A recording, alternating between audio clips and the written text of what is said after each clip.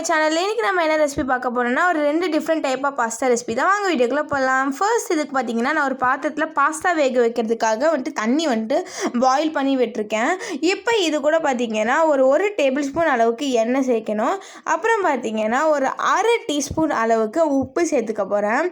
So இந்த எண்ணெய் ஏன் சேர்க்குறேன்னு பார்த்தீங்கன்னா அப்போ தான் பாஸ்தா வேகும் போது பாஸ்தா ஒட்டாமல் வரும். இப்போ நான் 1 கப் அளவுக்கு ஷெல் பாஸ்தா எடுத்திருக்கேன். உங்ககிட்ட ஷெல் பாஸ்தா இல்லை அப்படின்னா பெனே பாஸ்தா இல்லை மக்ரூனி பாஸ்தா அந்த மாதிரி ஏதாவது இருந்தாலும் நீங்கள் சேர்த்துக்கலாம். ஸோ பாஸ்தாவோட ஷேப்பு அதெல்லாம் உங்கள் விருப்பம் தான். இப்போ இதை வேகிற அளவுக்கு நல்லா நம்ம விட்டுடலாம். இப்போ பாருங்கள் நல்லா வெந்து வந்துருச்சு நம்ம பாஸ்தா. இங்கே பாருங்கள் நல்லாவே வெந்து வந்திருக்கு. இப்போ இதில் இருக்க தண்ணியெலாம் நம்ம ட்ரைன் பண்ணி எடுத்துடலாம்.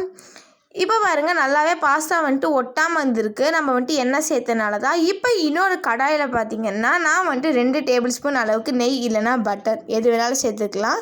ஸோ இதை இந்த கடாயில் சேர்த்த பிறகு நெய் நல்லா உருக்கி மெல்ட் ஆகிட்டு வந்துட்டோம். நான் ரொம்ப நாளாக வீடியோ போடல. ஏன்னு பார்த்தீங்கன்னா நான் ஸ்கூல் போக ஆரம்பிச்சிட்டேன். ஸோ அதனால் கொஞ்சம் எடிட் பண்ணுறதுக்கு கஷ்டமாக இருந்துச்சு. அதனால தான் இப்போ பண்ணுறதில்ல. இப்போ நல்லா உருகின பிறகு பார்த்தீங்கன்னா ஒரு 3 டீஸ்பூன் அளவுக்கு சில்லி ஃப்ளெக்ஸை சேர்த்துக்கிறேன். சில்லி ஃப்ளெக்ஸ்னால் ஒன்றும் இல்லை, நார்மலாக இந்த ரெட் சில்லியை லைட்டாக ஏதாவது ஒரு கடாயில் ட்ரையான கடாயில் வறுத்துட்டு அரைச்சி எடுத்திங்கன்னா அதான் சில்லி ஃப்ளெக்ஸு. இப்போ இது கூட 3 டேபிள் ஸ்பூன் அளவுக்கு டொமேட்டோ கெச்சப் எடுத்திருக்கேன். இந்த கெச்சப் ரெசிபியை நான் ஆல்ரெடி என் சேனலில் போஸ்ட் பண்ணியிருக்கேன். பார்க்காதவங்க நான் லிங்க் டிஸ்கிரிப்ஷனில் கொடுத்துருக்கேன், வேணும்னா நீங்கள் பார்த்துக்கோங்க. சேர்த்த பிறகு நல்லாவே மிக்ஸ் பண்ணி விட்டுடலாம்.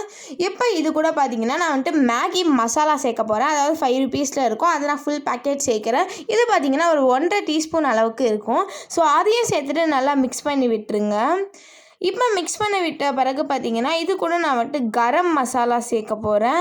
அது பார்த்தீங்கன்னா ஒரு அரை டீஸ்பூன் அளவுக்கு நான் கரம் மசாலா சேர்க்குறேன். ஸோ இது ஆப்ஷனல் தான். நீங்கள் வேணும்னா சேர்த்துக்கலாம், வேண்டாம்னா ஸ்கிப் பண்ணிக்கலாம். ஏன்னா மேகி மசாலாவே போதும் இதுக்கு. வேணும்னா நீங்கள் சேர்த்துக்கலாம், அந்த ஃப்ளேவர் நல்லாயிருக்கும். இப்போ கொஞ்சமாக உப்பு, பிஞ்ச் ஆஃப் சால்ட்டு. இப்போ இன்னொரு மிக்ஸி ஜாரில் பார்த்தீங்கன்னா நம்ம ஒரு பேஸ்ட் ரெடி பண்ண போகிறோம். அதுக்கு 2 பூண்டு, கொஞ்சமாக இந்த க்ரீன் சில்லி, அப்புறம் இஞ்சி, அப்புறமா காஞ்ச மிளகாய் அதையெல்லாம் சேர்த்து நல்லா அரைச்சி எடுத்த பிறகு இது கூட சேர்த்துக்கலாம். சேர்த்துட்டு நல்லா மிக்ஸ் பண்ணி விட்டுருங்க. இப்போ இது கூட நம்ம வேக வச்சுருக்க அந்த ஷெல் பாஸ்தா சேர்த்துக்கலாம். சேர்த்து நல்லா மிக்ஸ் பண்ணி விட்டுருங்க. நல்லா அந்த சாஸு அந்த மசாலா நல்லா அந்த பாஸ்தாவோட கம்பைன் ஆகிற அளவுக்கு நல்லா மிக்ஸ் பண்ணி விட்டுடலாம்.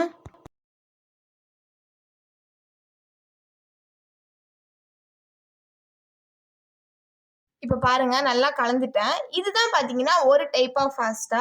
இது நீங்கள் அப்படியே கூட சாப்பிட்டுக்கலாம். இல்லை இன்னும் க்ரீமியாக வேணும் அப்படின்னு பார்த்தீங்கன்னா நீங்கள் ஒரு 1/4 கப் அளவுக்கு மயோனஸ், இந்த மயோனஸ் ரெசிபி ஆல்ரெடி என்னோடய சேனலில் போஸ்ட் பண்ணியிருக்கேன். எக்லெஸ் மயோனஸ் ரெசிபி நான் லிங்க் டிஸ்கிரிப்ஷனில் கொடுக்குறேன், செக் பண்ணிக்கோங்க. இது சேர்க்கும் போது இன்னமும் நம்ம பாஸ்தா பார்த்தீங்கன்னா க்ரீமியாகவும். ஸோ இது நீங்கள் வேணும்னா சேர்க்கலாம், இல்லைனா நீங்கள் நார்மலாக சாசி பாஸ்தா மாதிரி கூட சாப்பிட்டுக்கலாம். இப்போ நல்லா மிக்ஸ் பண்ண பிறகு பார்த்தீங்கன்னா கொஞ்சமாக நான் சீஸ் க்யூப்ஸு, இந்த ஒரு சீஸ் க்யூப் இருக்கும்ல, அதை குட்டி குட்டியாக கட் பண்ணி வச்சுருக்கேன். அதையும் நான் இது கூட சேர்த்துக்கிறேன். இதுவுமே ஆப்ஷனல் தான். நீங்கள் வேணும்னா சேர்க்கலனா, இல்லைனா வேண்டாம்னா விட்டுடலாம். இந்த சேர்க்கும் போது பார்த்திங்கன்னா நல்லா சீஸியாக இருக்கும். அவ்வளோதான், நம்ம பாஸ்தா சூப்பராக ரெடி ஆகிடுச்சு.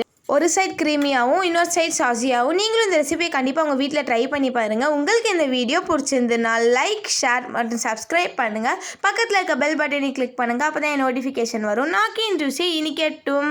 Thank you and bye.